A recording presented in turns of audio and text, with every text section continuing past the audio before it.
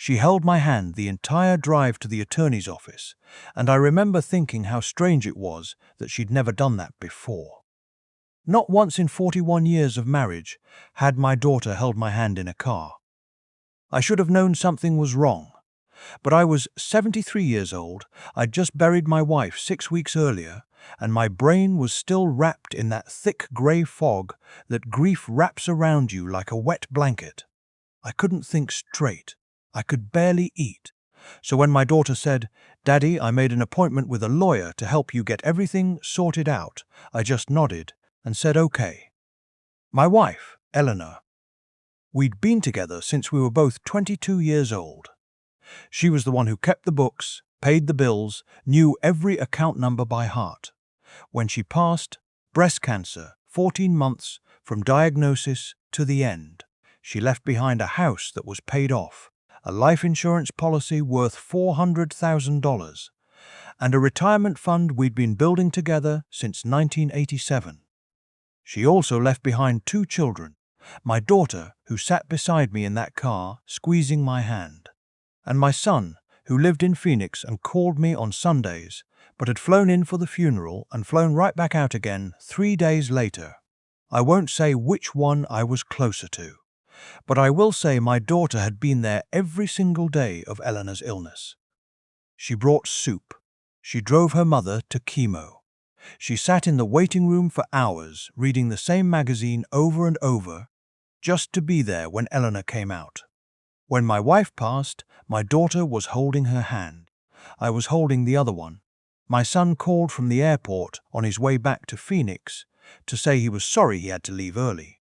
Work had him in a corner. He'd make it up to me. So when she offered to help me navigate the legal stuff, I said yes without a second thought. I trusted her completely.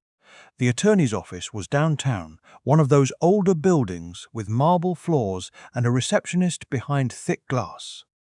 My daughter had told me we were meeting with someone who could help me consolidate Eleanor's accounts, update my own will, maybe set up a trust so things would be simpler down the road.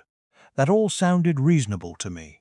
I knew I needed to do those things. I just didn't have the energy to do them alone. The attorney was a man in his late 40s, silver hair, a firm handshake. He seemed pleasant enough. He had a stack of papers on the desk in front of him and a pen already uncapped. He introduced himself, said how sorry he was for my loss, and then he started talking very quickly about estate consolidation and power of attorney and healthcare directives and asset management. I'm a retired shop teacher. I know how to build a cabinet. I do not know how to decode legal language being spoken at that speed, and I told him so. He slowed down. He explained that a durable power of attorney would allow my daughter to manage my finances on my behalf, pay bills, handle bank matters, make decisions if I became unable to do so. He said this was very common for people in my situation. He said it was protective. He slid the paper across the desk. My daughter squeezed my hand again. I picked up the pen, and then I stopped. I don't know why I stopped. I couldn't have told you in that moment. Something just sat wrong with me. Maybe it was the speed of the whole thing, how efficiently it was all moving, like a machine that had been set up before I even walked in the door. Maybe it was the way the attorney glanced at my daughter before he spoke, just a half second, but I caught it. Maybe it was Eleanor. I know this sounds strange, but Eleanor used to say I had slow instincts but good ones. She said I was the kind of man who doesn't notice the burning smell right away, but once I do, I find the fire. I put the pen down and said I'd like to take these home and read them first. The attorney smiled and said, of course, take all the time I needed. My daughter smiled too, but I saw her jaw tighten. Just a little, just for a moment. She was quiet in the car on the way home.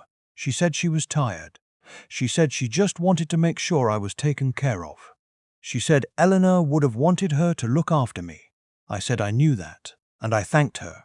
But that night, after she left, I sat at the kitchen table with those papers, and I read every single word.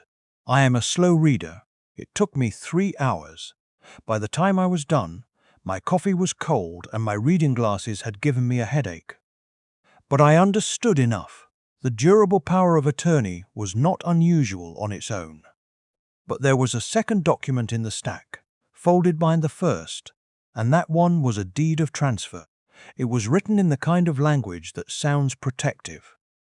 Something about ensuring proper management of property assets during a period of diminished capacity. But what it actually said, when you stripped away the formal words, was that my house would be transferred out of my name into a trust managed by my daughter immediately upon signing. Not when I became incapacitated. Not if something happened to me. Immediately.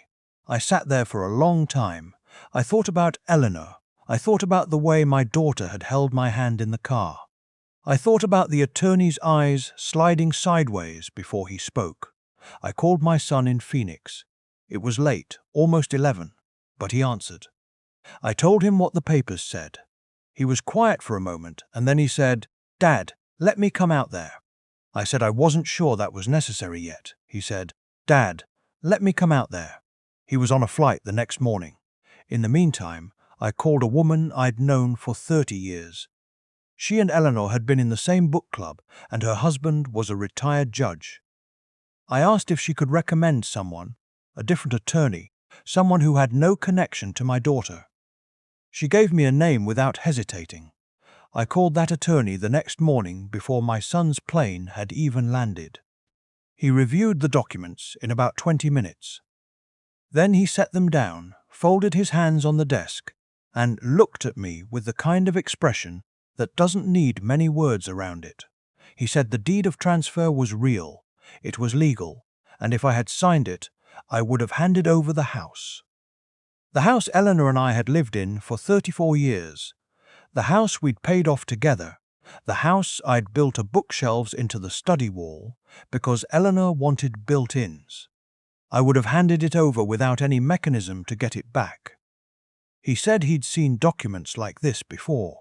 He said they were not uncommon in situations involving elderly individuals who had recently experienced significant loss. I had to stop him there for a second. I had to just breathe. Elderly individuals. That was me now. I was the elderly individual. I asked him what I should do. He said the first thing I should do was not sign anything my daughter brought me without having him review it first. He said the second thing was to call the life insurance company and the retirement account administrator myself, today, before the end of business, and verify that no changes had been made to the beneficiary designations on those accounts. I drove home, sat down at Eleanor's desk. She had a little secretary desk in the corner of the bedroom, always kept her important papers in the second drawer, and I found the policy numbers. I called the insurance company first. I was on hold for 11 minutes. When the representative picked up, I asked her to verify the current beneficiary on the policy. She asked me some security questions, I answered them, and then she told me a change request had been submitted 3 weeks ago. 3 weeks ago. Eleanor had been gone for less than 2 weeks when that request went in. The representative said the request was to change the beneficiary from a joint designation, which named both my son and my daughter equally, to a single beneficiary, my daughter, alone. The request was still pending. It had not yet been processed. I asked her to put a freeze on it. She said she needed me to submit a written request. I asked her to tell me the fastest way to do that. She told me. I hung up and I called the retirement account. Same story. A change request submitted pending. My son arrived at 4 in the afternoon. He walked in the door and took one look at my face and didn't say a word. He just hugged me, and I held on to him for a long minute because I was more shaken than I'd let myself feel until that moment. We sat at the kitchen table and I told him everything. He listened without interrupting, which is something he learned to do from his mother. When I finished, he said, "Did you know she had access to Mom's email?" I didn't know that. He said that when Eleanor got too sick to manage things herself, she'd given my daughter the login information for her email. just to help with a few practical matters. Prescription refills, scheduling, things like that. He said he'd been going through his own emails and found a forwarded message sent from Eleanor's account to my daughter that contained the account numbers and the policy information. Eleanor had sent it to herself for safekeeping. My daughter had used it. I sat with that for a while. The thing about grief is that it makes you small. It shrinks you down to just the basics. Get up, eat something, don't fall apart in public. You're not operating at full capacity. You're running on fumes and muscle memory. And someone who knew me, who knew exactly how small I was right then, had looked at my smallness and decided it was an opportunity. That's the part that took my breath away. Not the money. The money was significant. I won't pretend otherwise. But Eleanor and I had built that life together, and I could defend it. What took my breath away was the calculation of it, the timing, the hand-holding in the car. My daughter came over that evening. She didn't know my son was there. When she walked in and saw him sitting at the table, she stopped in the doorway. Something moved across her face. It was quick, just a flicker, and then she smiled and said she was so glad he'd come. I told her to sit down. I told her what I knew. I didn't raise my voice. Eleanor would not have wanted me to raise my voice. I laid it out the way my new attorney had laid it out to me, clearly, in order, one thing at a time. The deed, the beneficiary changes, the timing of the requests. My daughter started to cry. She said I didn't understand how hard Eleanor's illness had been on her. She said she'd given up a year of her life. She'd been there every single day. She'd sacrificed her own health and her marriage. She said she was just trying to protect what was fair. I let her finish. Then I said, "What's fair is what your mother and I decided together. And what your mother and I decided is in her will, which you've already seen. The will divided everything equally. 50-50, my son and my daughter. She said she'd done more. She said she deserved more. I said I understood that she felt that way.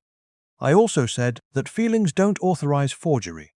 The beneficiary requests bore Eleanor's name, submitted from Eleanor's email account, after Eleanor was gone. That's when she stopped crying. My son-in-law called me the next day. My daughter's husband, a man I'd always liked, good man, coached Little League, made decent barbecue. He called to say he hadn't known what she was doing. He said he found out that night, and he didn't know what to say to me except that he was sorry. I believed him. I still do. Some things you don't see coming, even in your own house. My attorney filed the necessary paperwork to freeze everything and formally contest the change requests. The insurance company and the retirement account both confirmed the requests would not be processed. The house remained in my name. The original will stood. My daughter and I didn't speak for 4 months. There are things I've had time to think about in those 4 months. I've thought about how I should have been paying closer attention, even in my grief.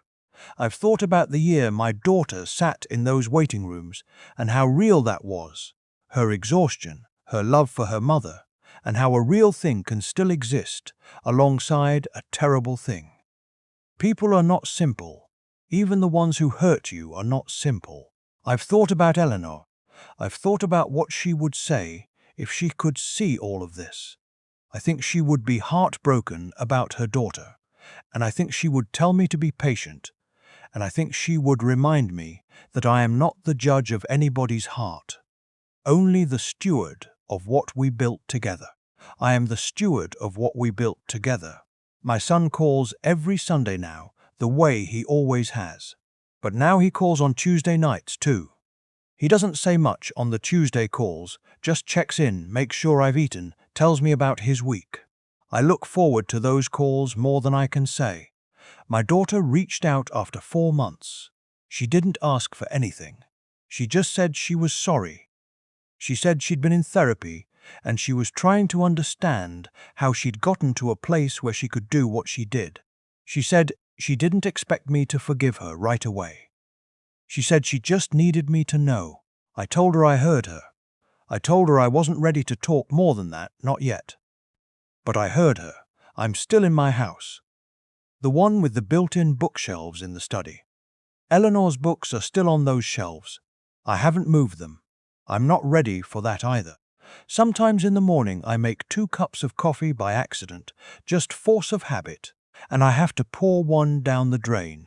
That's the part that gets me. Still, the small automatic things, the muscle memory of a life you built with someone. But I am here, and the house is mine, and what Eleanor and I built together is intact. I think about what would have happened if I'd picked up that pen. If the instinct hadn't kicked in, if I'd just signed the way I signed. Everything Eleanor pointed me toward for 41 years because I trusted her so completely that I stopped reading the fine print. I think about how easy it would have been to lose everything in one afternoon in a marble-floored office downtown. Eleanor used to say, I was the kind of man who doesn't notice the burning smell right away, but once I do, I find the fire. I noticed, I found it, and I still have a home to come back to when I do.